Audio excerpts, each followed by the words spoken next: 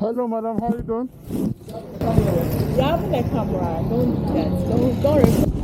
Oh, it's not offense. No. Look.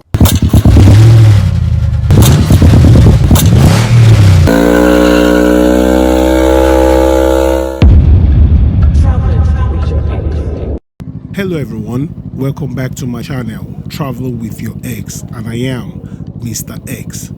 So, my buddy and I are traveling from Nigeria to Cote d'Ivoire, and we've just crossed the second border, Ilakanji, which is the gateway between Benin Republic and Togo.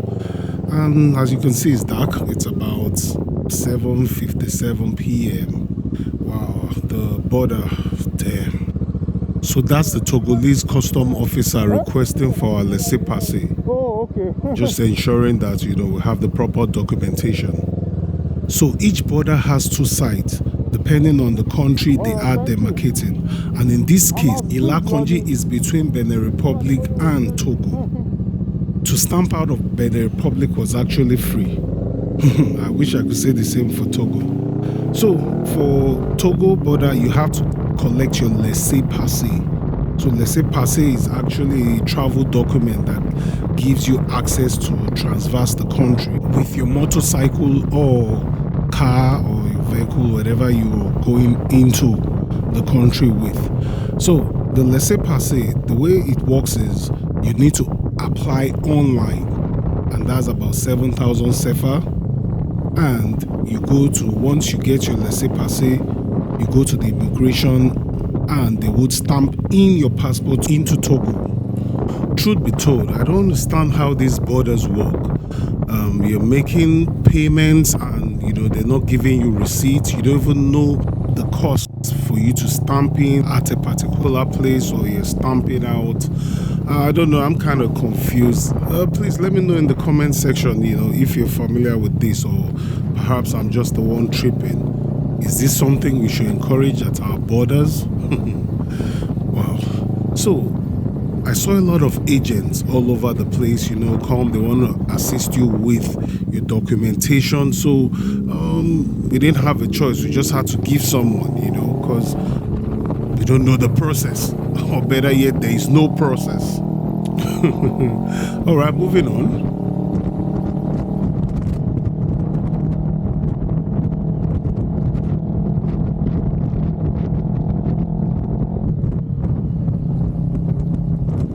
Whoa. As you can see, I'm using an invincible speedometer for security reasons. Say something in the comment section if you feel that makes sense to you, or probably you use it as well. So approaching the traffic light, and normally in the night you need to be careful, and that's why I put my gear in 1 and I scan around. I'm just looking, anything that comes up, I'm moving, active. Can't waste time, no time to check time.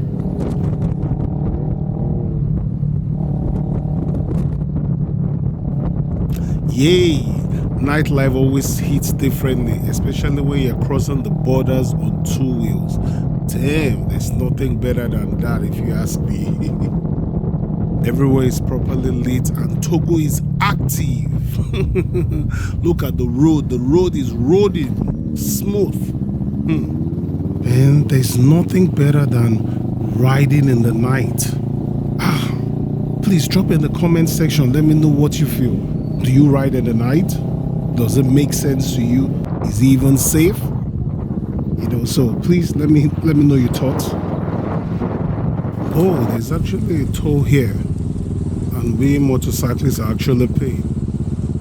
At Benin Republic, we had this slip road that we could just pass through, and we continue with our journey. But I think Togo government, they've been business. They're trying to get revenues from all avenues they can, and we motorcyclists are not exempted.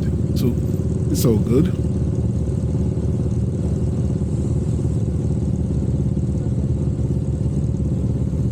Oh, we still need to be in Accra today. Damn, we need to step on the gas. Ain't nobody got time.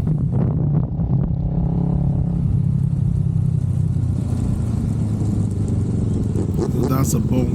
That's a speed table actually. see how lit the roads are. The highway, I don't really know much about inside Togo, but the highway, leading to the other country, that's what when I say the road is smooth, that's what I actually mean. I'm just talking about the highway leading to other countries, because it's not like I really explored the city like that. There's a little traffic. I had to just go slick by the side. That's me. That's me doing my stone Mr. X right there. You see what I do? I do what I do. Okay.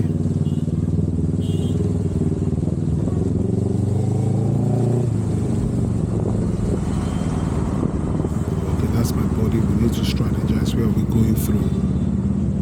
Looking. Okay, is it there? Okay, if you say so, boss. We'll make the turn. Okay, no problem. I got you. Okay. What you record already? So, I think record. Okay.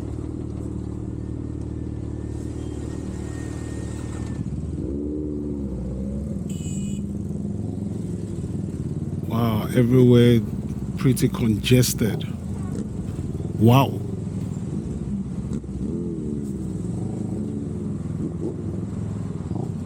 And to be honest, the air quality still feels kind of, feels pretty good. I can't really feel so much fume, and definitely I am using my balaclava. So,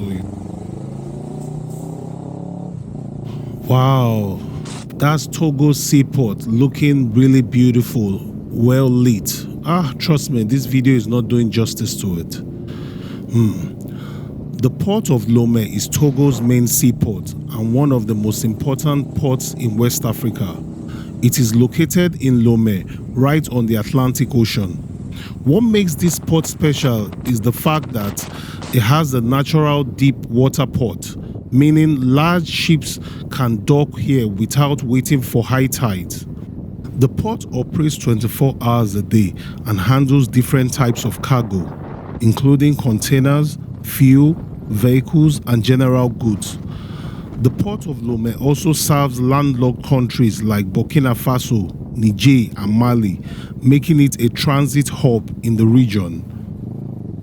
The terminal can handle over 2 million containers every year, helping to reduce delays and improve trade efficiency. Overall, the Port of Lomé plays a huge role in Togo's economy and is one of the fastest growing ports in West Africa. If you look to the sides, you're going to see different containers, parked, so you could tell what is happening in that environment.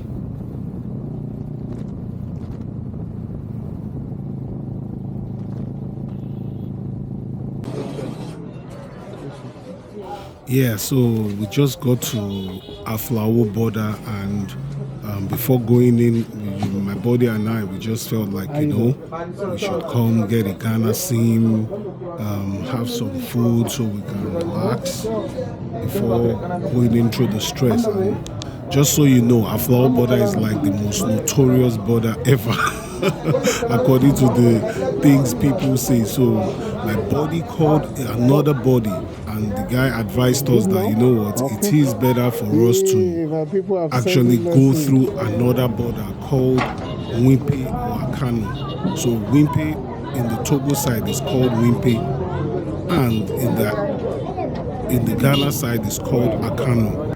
So he advised, but I'll be calling Akano because I think I like Akano better. So he said we should use the Akano border. Truth be told, we never made it to Akano border, because when men converge, you know what happens. We have a drink, we're discussing and all that. So quite unfortunate. And as an adventure rider, that's one thing. You should leave your mind open, because you might plan that, you're going to be here in 3 days, and before you know it, you're there in like 5 days, because you're just busy touring things, unexpected circumstances. But in this case, this was more like fun for us. So had to chill, have a couple of drinks, then, proceeded to get a hotel around. So, and we're actually on our way to the hotel now. While we were having drinks, trust me, I forgot to video record. So I'm still picking up. So we are at the hotel after 10 hours of riding, dealing with customs and immigration officers. It's pretty exhausting. We need to relax, but before that, let's check out the room. Yeah, this is the time to appraise the room. Whenever I enter a hotel room, I do a quick check, and there are 5 things that come to mind. One is the cleanliness. How fresh does it smell? How clean is the floor, the bed sheets, and pillowcases? The second is the bed check. The mattress, does it feel firm and not sagging? And is the bed frame still stable, not worn out from other people's acrobatic activities? The third is the power and room functionality. The air conditioner, does it cool properly? Do the curtains close fully and block the sun? Is the power supply reliable? Are the power sockets working? The fourth is the security and privacy. Does the room feel private and secure? Does the door and window lock work well? The fifth is the bathroom conditions. Are the towel clean and dry? Does the toilet flush properly? And does shower work well? In no particular order are these, but these are just part of the things I just tend to check.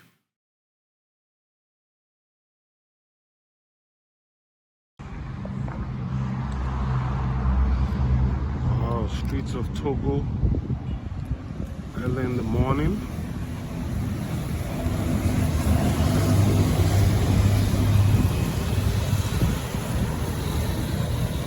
Fun fact about hotels in Togo is they give you the option. If you want a room with fan only, yeah, you get that. That's cheaper. And if you want a room with air conditioning, that's another option. That's really interesting too.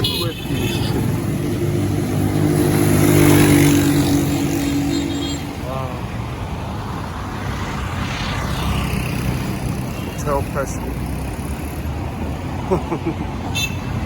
on a budget.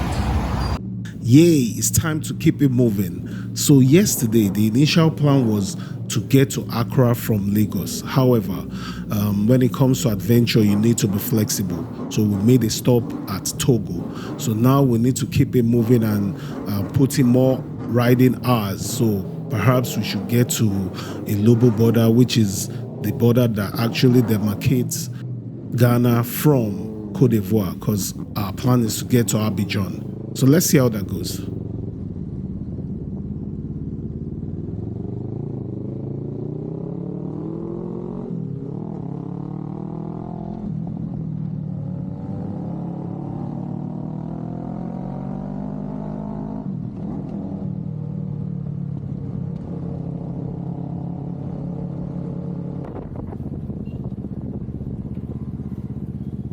So we had to make a quick stop at the pharmacy. Those mosquitoes, trust me, they are bigger than a hippopotamus. They lifted me and nearly threw me out the window. So I think I need to get something. I'm not sure I'm feeling too well. But hey, moving on. Something that amazed me about the pharmacy was that they were not just willing to give out any medication, they actually asked for a prescription. So I had to explain to them that I'm a traveler, showed them my passport and, documentation, before they were able to release any medicine. Yay, finally we're approaching Akano border.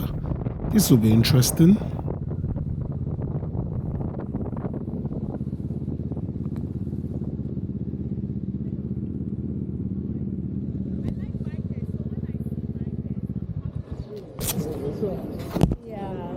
Hello, madam. How are you doing? You're having a camera. Don't do that. Don't. So this female Ghanaian immigration officer's colleague informed her that I've got a camera and I'm recording. And she politely told us not to record. And, I was really impressed. And she, we had a chat and she spoke about how she too should love to ride. So yay, please come and join us soon. Ladies and gentlemen, thank you very much for being on this ride with me. My body and I will still proceeding to Cote d'Ivoire. Don't forget to like, share and subscribe if you enjoyed this. Catch me in the next video.